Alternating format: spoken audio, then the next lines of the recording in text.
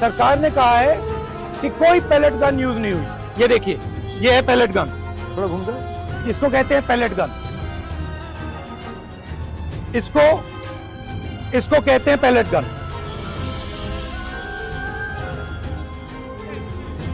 ठीक है, और इनकी आंख डैमेज हो गई है, इनकी आंख से इनको दिखाई नहीं दे रहा। तो ये हमारे फ्यूचर है हिंदुस्तान।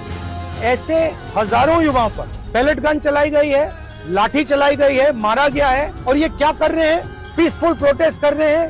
क्यों कर रहे हैं? इनका पेपर लीक हुआ है। Dharmendra Pradhan is a criminal education minister, he has to be removed, he is a symbol.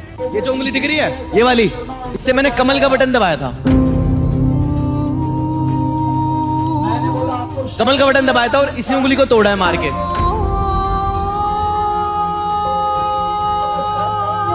इसी से कमल का बटन दबाया था।